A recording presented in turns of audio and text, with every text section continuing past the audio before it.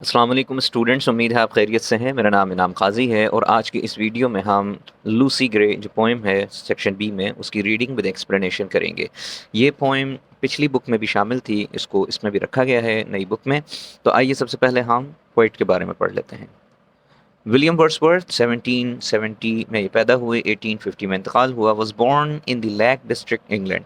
अच्छा, इनको Lake poet भी कहा जाता है। And educated at Hawkshead grammar school and Saint John's college Cambridge. अच्छा, इस इन्फॉर्मेशन को आप खुद से पढ़ सकते हैं। इसमें इंपॉर्टेंट जो है जो आपने समझना है वो ये है कि 1798 में इन्होंने एक किताब पब्लिश की, लिरिकल बैलेट्स। और ये इनकी अकेले की किताब नहीं थी बल्कि इनके दोस्त सैमुअल टेलर कॉलरिज के साथ मिलकर इन्होंने एक नई किस्म की पोइट्री की बुनियाद रखी।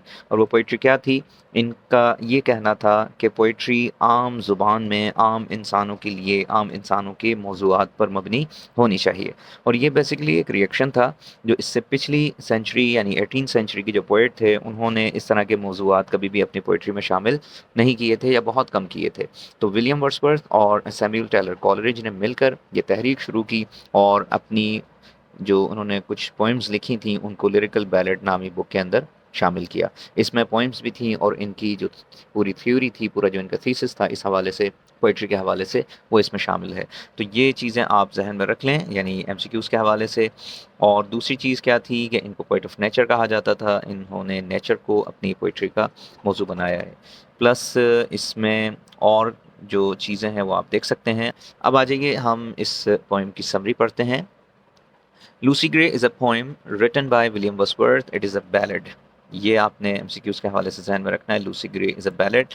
बैलेड का मतलब होता है ऐसी नज़्म जिसमें कोई वाक़या, कोई किस्सा, कोई कहानी बयान की जा रही हो। That tells the story of Lucy grey, a young girl whose father, seeing the imminent snowstorm, asked her to bring her mother from a nearby town। बहरहाल ये एक छोटी बच्ची के हवाले से ये नज़्म है। उस बच्ची के फादर को लगता है कि स्नो स्टॉर्म आने वाला है, तो वो अपनी बच्ची को कहते हैं कि वो अपनी माँ को बराबर वाले गाँव से या बराबर वाले इलाके से साथ लेकर आ जाएँ।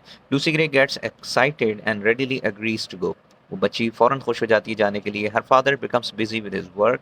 उसको कहने के बाद उसके फादर अपने काम में मसरूफ़ हो जाते हैं। वो बच्ची अपनी लालटेन लेकर उस सफ़र पर चल पड़ती है। लेकिन unfortunately the storm comes earlier than expected and poor Lucy gets lost in the snow storm while walking through the moors. Moors कहते हैं वो झाड़ियों का इलाका जो इनके घर के करीब था, यानी जंगल के ये करीब रहते थे। तो अनफॉर्चुनेटली स्टॉर्म जो था, जिसके बारे में एक्सपेक्टेशन थी कि वो शाम तक आएगा, वो अपने वक्त से पहले ही आ गया। और छोटी बच्ची थी लूसी, उसको कुछ समझ नहीं आया, वो रास्ता भटक गई और भटक कर वो बेचारी उसमें गुम हो गई। हर रैचेट पेरेंट्स, रैचेट का मतलब है गम के मारे, गम से निढाल। हर wretched parents go on searching for her the whole night. In the morning they find Lucy's footprints leading to a small bridge. सारी रात ढूंढते हैं वो जंगल में, हर तरफ आवाज़ें लगाते हैं, उसका कहीं पता नहीं चलता। अगले दिन सुबह के वक्त वो किसी ऊंची जगह से देख रहे होते हैं तो उनको छोटे छोटे कदमों के निशान नज़र आते हैं, फुटप्रिंट्स, बर्फ़ के अंदर। But she is never found. अच्छा, इसका सिंपल मतलब है कि वो फुटप्रिंट्स को तलाश करते हैं, तलाश करते करते वो एक ब्रिज तक पहुंचते हैं और वहाँ पहुंचने के बाद उनको वो फुटप्रिंट्स नज़र आना बंद हो जाते हैं। इसका सीधा मतलब ये था कि वो बच्ची यहाँ तक आई थी और घबराहट में, परेशानी में वो शायद उस ब्रिज से नीचे गिर गई।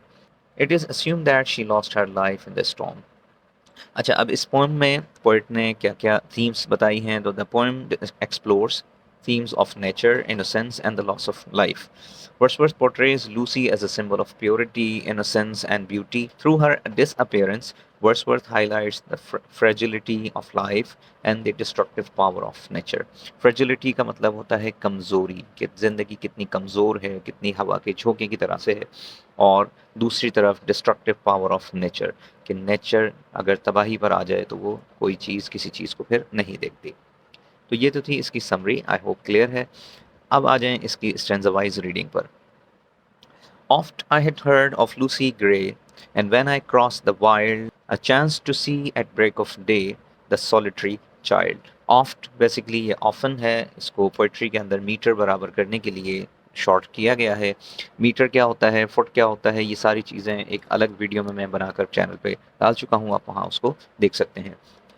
तो फर्स्ट स्टेंजा में है, इसकी डिफ़िकल्ट वर्ड सामने लिख दिए हैं, आप उसको देख सकते हैं। वाइल्ड का मतलब यहाँ जंगल है और सॉलिटरी का मतलब अलोन, अकेली। This stanza provides the setting and the foreshadowing for the rest of the poem, यानी ये बेसिकली एक तरह से इंट्रोड्यूस करती है, क्यूरियोसिटी पैदा करती है रीडर में कि ये किसके बारे में बात हो रही है, और फिर आगे पोएट आहिस्ता आहिस्ता इस कहानी को बयान करता है। The reader knows that Lucy Gray has been heard of before and often, यानी पोएट बताता है कि अक्सर उसके बारे में सुना गया है। The speaker then claims, speaker से मुराद है यहाँ William Wordsworth poet.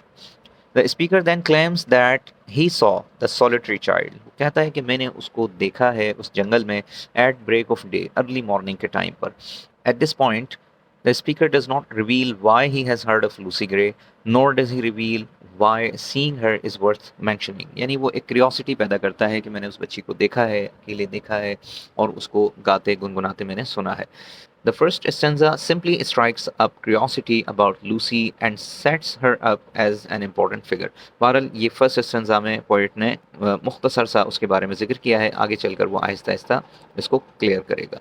Second stanza है, no mate no comrade Lucy knew, she dwelt on a wild moor, the sweetest thing that ever grew beside a human door। यहाँ words आप देख सकते हैं, मैट का मतलब कंपेनियन, साथी, दोस्त, कॉमरेड का मतलब भी फ्रेंड है, ड्वेल्ट का मतलब है रहना, लिव्ड, और मोर का मतलब land covered with rough grass. Stanza की एक्सप्लेनेशन में है कि this stanza continues to create curiosity about Lucy. इस स्टेंजा में भी पोएट जो है वो पूरी तरह से रिवील नहीं करता कि वो किसके बारे में बता रहा है।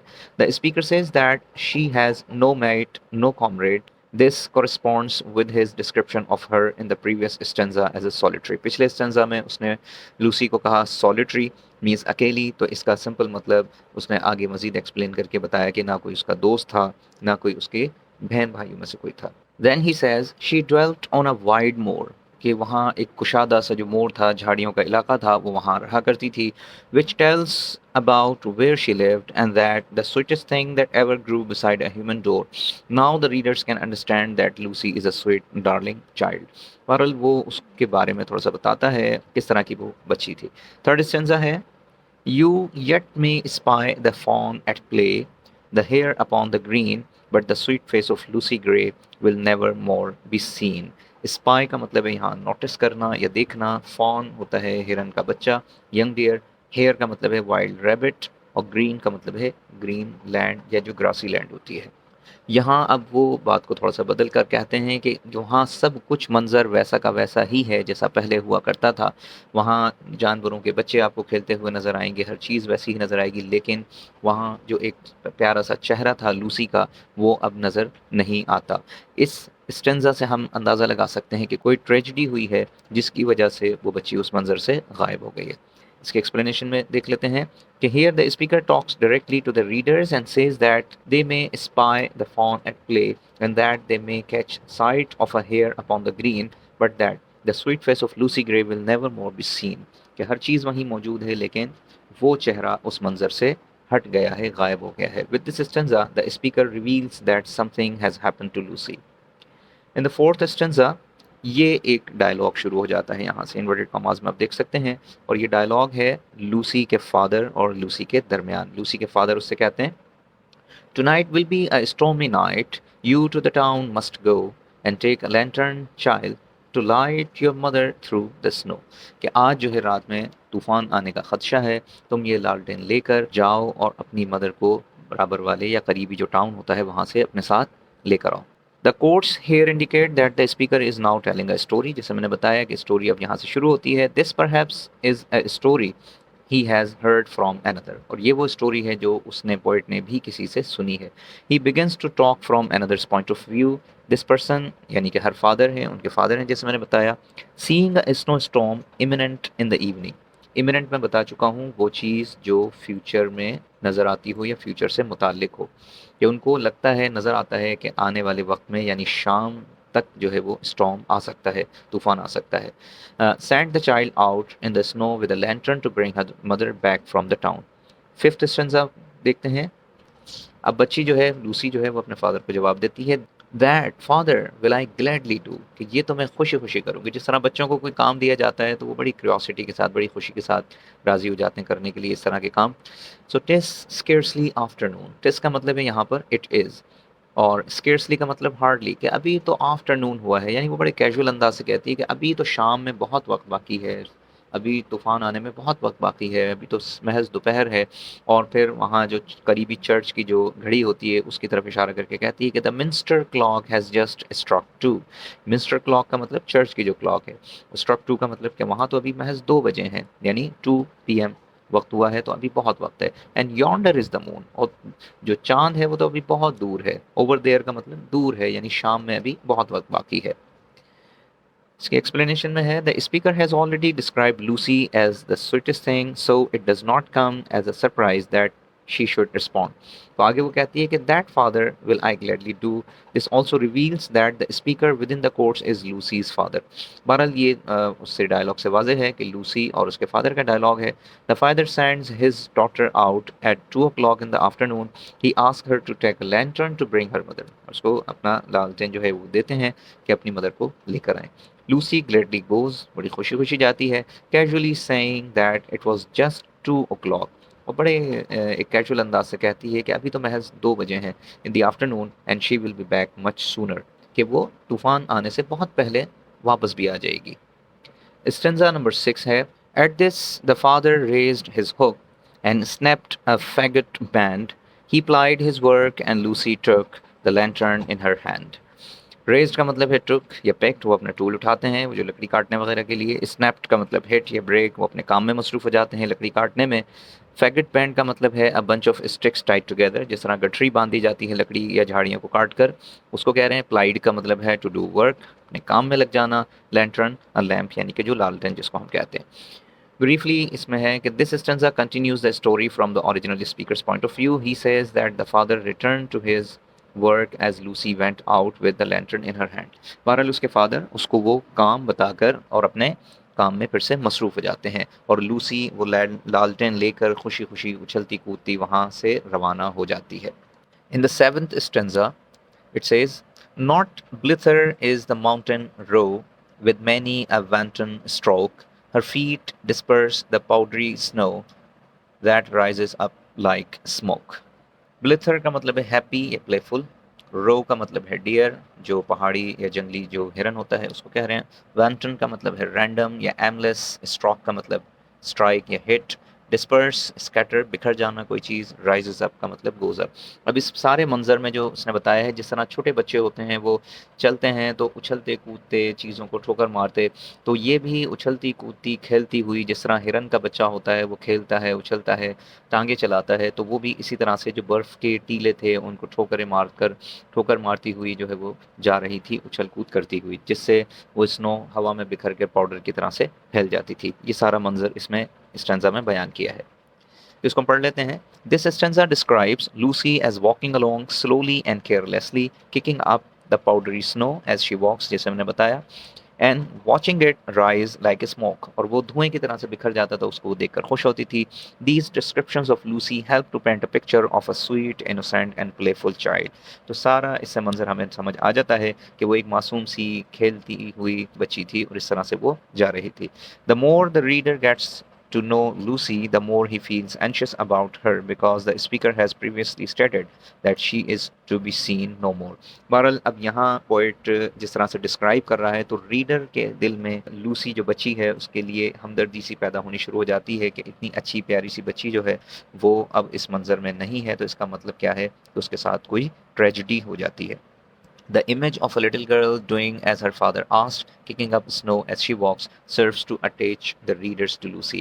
यहाँ इसमें अब पोइट जो है वो इस अंदाज से मंजर को बयान करता है कि रीडर जो है पढ़ने वाला वो उसके साथ इमोशनली अटैच हो जाता है। Stanza number 8 is, the storm came on before its time. She wandered up and down, and many a hill did Lucy climb, but never reached the town. Wandered का मतलब होता है भटकना, इधर उधर फिरना, walking without direction. स्टॉर्म अपने वक्त से पहले आ पहुंचता है, और लूसी जो है वो भटक जाती है रास्ता, इधर उधर वो भागती है अपने आप को बचाने के लिए, but she never reached the town, और वो टाउन कभी नहीं पहुंच पाती है। With the first line of this stanza the speaker reveals what will happen to Lucy. इससे हमें पता चल जाता है कि लूसी के साथ क्या होगा। क्या होगा का मतलब अभी उसने ये नहीं बताया कि क्या हो चुका। The storm came on before its time and Lucy wandered up and down and climbed many a hill but never reach the town, कि वो कई जो छोटी छोटी चोटियाँ थीं उन पर चढ़ी अपने आप को बचाने के लिए, ये किससे पता चलता है? उसके कदमों के निशान जो बाद में मिले, कि वो मुख्तलिफ जगहों पर उसके कदमों के निशान नज़र आए, तो उससे अंदाज़ा हुआ कि वो कहाँ कहाँ अपने आप को बचाने के लिए भागी थी या गई थी।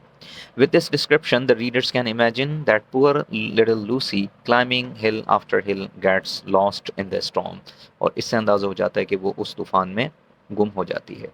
नेक्स्ट स्टेंजा है, The wretched parents all that night went shouting far and wide, but there was neither sound nor sight to serve them for a guide. wretched का मतलब है मिजरेबल, डेवस्टेटेड, यानी गम से निढाल। ज़ाहिर है जिन वालदेन की बच्ची जो है इस तरह से गुम हो जाए तो उनका क्या कैफियत होगी, तो उसको इसमें बताया है wretched। फार एंड वाइड का मतलब हर जगह उन्होंने जो है उसको तलाश किया जहाँ जहाँ वो देख सकते थे। सर्व का मतलब to help.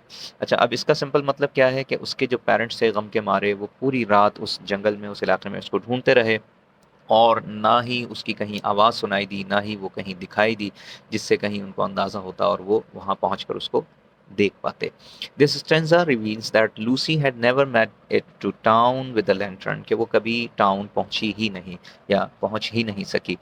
When her parents realized that, they frantically searched for their child all that night, यानी जब उनको पता चला कि वो तो कहीं गुम हो गई है, तो वो बिल्कुल दीवानों की तरह, फ्रेंटिकली का मतलब पागलों की तरह, दीवानों की तरह वो उसको सारी रात ढूंढते रहे।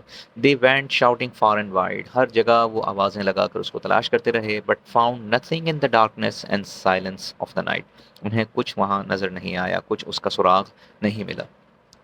Next stanza है, At daybreak on a hill they stood, they overlooked the moor, and thence they saw the bridge of wood a furlong from their door. अगले दिन सुबह के वक्त वो एक टीले पर, एक ऊंची जगह पर खड़े होते हैं। डे ब्रेक का मतलब अर्ली मॉर्निंग टाइम, जब सूरज निकलना शुरू होता है। दे ओवरलुक्ड, तो उनको वहाँ से नज़र आता है दूर। मोर का मतलब वो जो झाड़ियाँ थीं, यानी आप जब ऊंचाई पर खड़े होंगे तो उनको दूर तक उन झाड़ियों के पार भी चीज़ें नज़र आनी शुरू हुई। एंड देंस का मतलब है फ्रॉम देयर, और वहाँ से they saw the bridge of would, वहाँ से उनको एक छोटा सा ब्रिज नज़र आता है, छोटी सी नदी के ऊपर। अ furlong from their door, furlong का मतलब है ये फासला नापने का एक यूनिट है, a unit of measuring distance, और 220 यार्ड्स इसके अंदर होते हैं, मतलब ये फासले को उन्होंने बताया है। This stanza tells that in the early morning time, Lucy's parents start looking for her again. Standing on a hill, they see a bridge of wood at some distance. ये clear है, इसमें कोई ऐसी मुश्किल चीज़ नहीं है। Next stanza, they wept and turning homeward cried, और वो रोते हुए कहते हैं, In heaven we all shall meet. When in the snow the mother spied the print of Lucy's feet. कि वो पलट ही रहे होते हैं रोते हुए, अपने आप को तसल्ली देते हुए, अब हम उससे जन्नत में ही जाकर मिलेंगे। अभी वो ये सोचकर पलट ही रहे होते हैं, अब चूँकि माँ वो बहुत ज़्यादा उसमें तड़प होती है, तलब होती है बच्चों के लिए, बाप से बहुत शायद ज़्यादा, तो इसलिए उसकी नज़रें अभी भी उसको तलाश कर रही थीं, और उस तलाश की वजह से उनकी नज़र एक ऐसी चीज़ पर पड़ी, और वो क्या था? वो लूसी का फुटप्रिंट था। तो लूसीज़ फुटप्रिंट पर उनकी नज़र पड़ जाती है। होमवर्ड का मतलब है यहाँ टुवर्ड्स होम, घर की तरफ पलट रहे थे। स्पाइड का मतलब है नोटिस करना या देखना। So at this point the parents weep and give up their search for Lucy. थक हार जाते हैं, हिम्मत हार जाते हैं, और सर्च तर्क करके वापस पलट रहे होते हैं। They turn home and cling to the hope that they will meet with their daughter again in heaven. Cling to the hope का मतलब बस यही उम्मीद अपने साथ लगा लेते हैं कि अब अगर हमारी मुलाकात हुई तो वो जन्नत में ही होगी, हम शायद दुनिया में अब ना मिल सकें। At that moment the mother spied the print of Lucy's feet, कि उसी लम्हे उसकी मदर की नज़र पड़ती है उसके छोटे से कदमों के निशान पर। She has been all night in the storm, she is not likely to have survived, however the sight of her footprint gives hope. बहरहाल वो सारी रात नहीं मिली, लेकिन उसके कदमों का निशान उनको एक उम्मीद दिलाता है कि शायद वो मिल जाए। अगले स्टेंजा है, Then downwards from the steep hill's edge they tracked the footmarks small, and through the broken hawthorn hedge and by the long stone wall. अब यहाँ ये बताया कि वो उस पहाड़ी से या टीले से नीचे उतरते हैं, डाउनवर्ड्स यानी नीचे आते हैं। स्टीप का मतलब शार्प एसेंट, यानी बहुत उसकी जो ऊंचाई थी वो कुछ इस तरह की थी। एक तो होता है कि कुछ ढलान होती है, हम इजीली किसी पहाड़ से उतर जाते हैं या उस पर चढ़ जाते हैं, कुछ ऐसी होती है जो थोड़ी सी खड़ी होती है ऊंची की तरफ, उसको उसने स्टीप कहा है। ट्रैक्ट का मतलब फॉलो करते हैं, वो फुटप्रिंट जहाँ जहाँ नज़र आते हैं। हॉथर्न ये जो है कांटेदार झाड़ियों को कहा गया है। अ बुश विथ थॉर्न्स, और हैज का मतलब अ रो ऑफ बुशेस, यानी झाड़ियों का एक सिलसिला वहाँ होता है। बहरहाल जहाँ-जहाँ उनको फुटप्रिंट्स नज़र आते हैं वो उसको फ़ॉलो करते हुए उसके पीछे-पीछे चलते चले जाते हैं।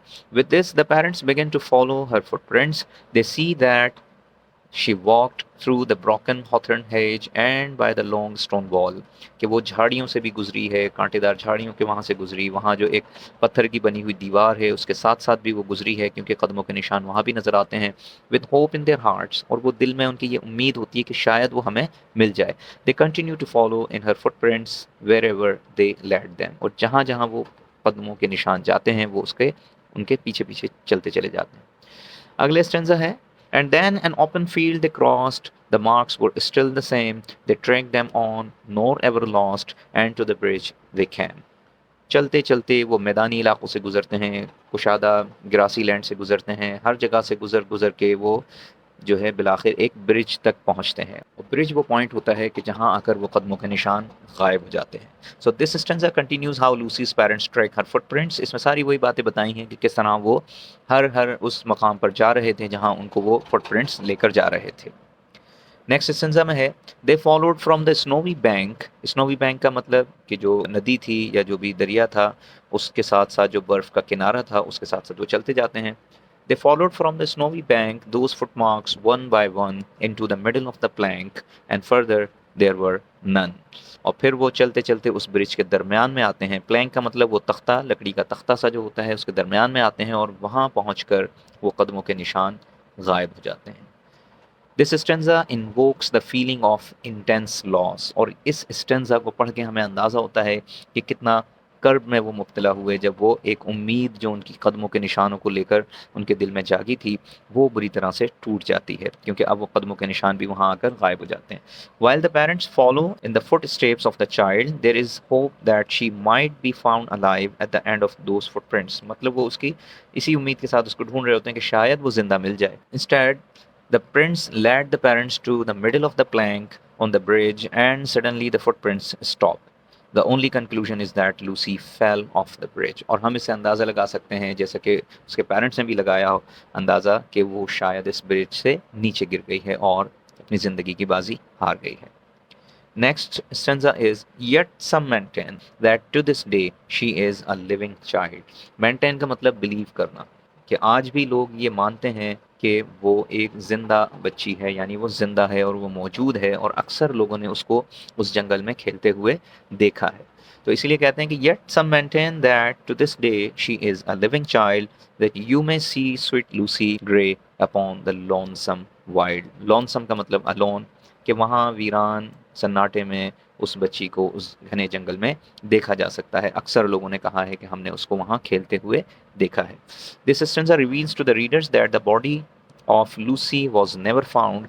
Had it been found, कि अगर उसकी डेड बॉडी मिल भी जाती, उसकी बॉडी मिल भी जाती, people would not continue to claim that she is a living child. मतलब इसमें सिंपली ये बताया है कि वो उसके बारे में फिर आगे किसी को पता नहीं चला, बस लोग यही कहते हैं कि वो मरी नहीं है, वो ज़िंदा है और हमने उसको देखा है। बट दे डू, एंड मतलब लोग इस बात पे यकीन करते हैं कि वो ज़िंदा है। And furthermore they claim that she can still be seen upon the lonesome wild, कि वो आज भी क्लेम करते हैं कि उसको हमने देखा है या देखी जा सकती है।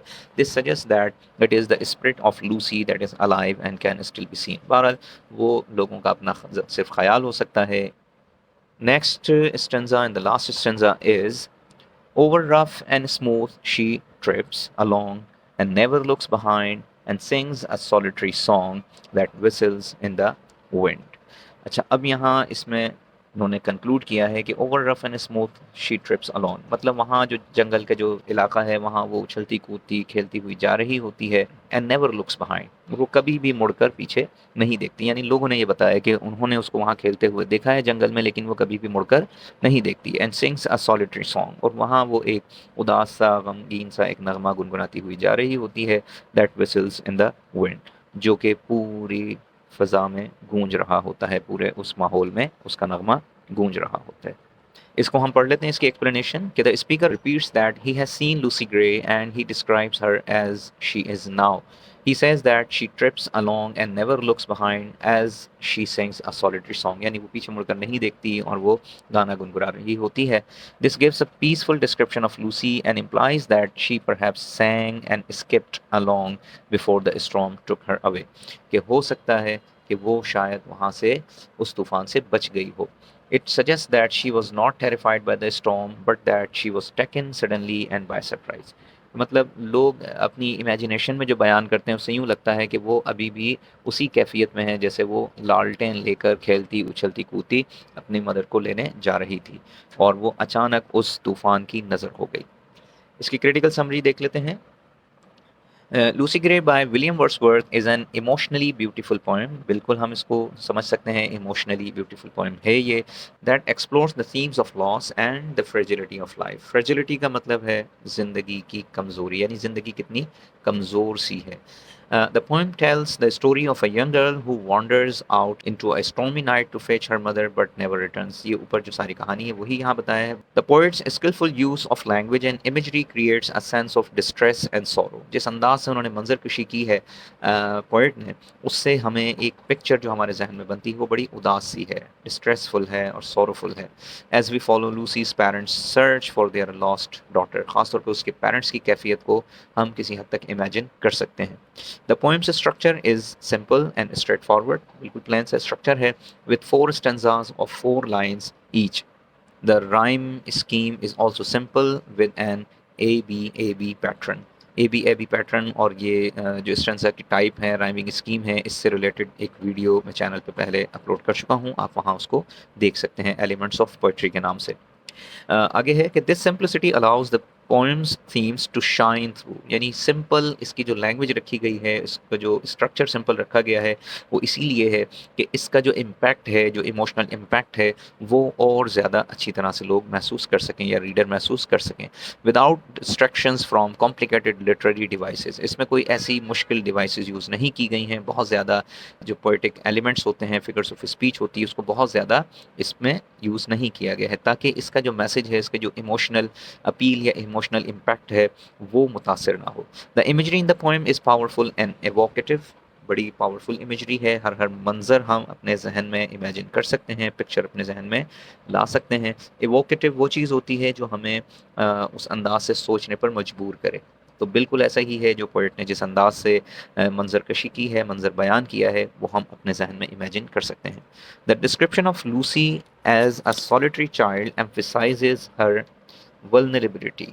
वल्नरेबिलिटी का मतलब है डिफेंसलेस, यानी वो अकेली थी, तन्हा थी, कोई उसका साथी नहीं था, किसी को मदद के लिए नहीं वो पुकार सकी. वो जो मंजर हमारे जहन में आता है तो उससे हमें अंदाज़ा हो जाता है कि कितनी बेबसी की कैफियत में वो इस तूफ़ान की नज़र हुई.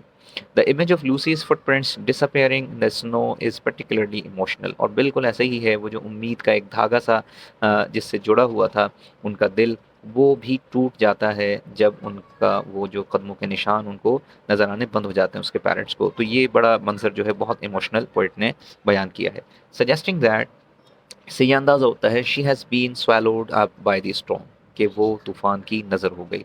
Finally the poems message is both simple and profound. Simple है और प्रोफाउंड है. प्रोफाउंड का मतलब गहरा मैसेज है, इमोशनल है, बिल्कुल हमें पूरी तरह से मुतासिर करता है. Lucy Gray is a reminder of the fragility of life. Lucy Gray हमें ये भी याद दिलाती है कि ज़िंदगी बहुत कमज़ोर है, मुख्तसर है, और जो नेचर की जो फोर्स है उसके आगे इंसान कुछ भी नहीं है.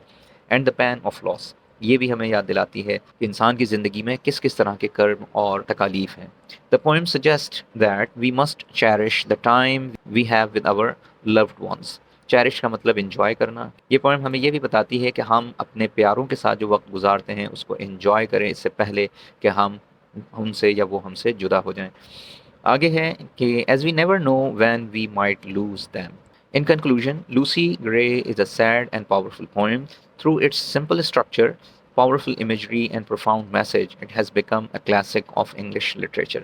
और बिल्कुल ऐसा ही है, इंग्लिश लिटरेचर में इसको क्लासिक का दर्जा हासिल है और विलियम वर्ड्सवर्थ की पहचान भी इसको आप कह सकते हैं. और भी उसका बहुत सा काम है, लेकिन लूसी ग्रे ख़ास तौर पर विलियम वर्ड्सवर्थ की एक कैरेक्टरिस्टिक पोएम है. आगे इसके क्वेश्चन आंसर्स हैं जिनको आप खुद से देख सकते हैं। अब तक के लिए इतना ही। अल्लाह हाफ़िज़।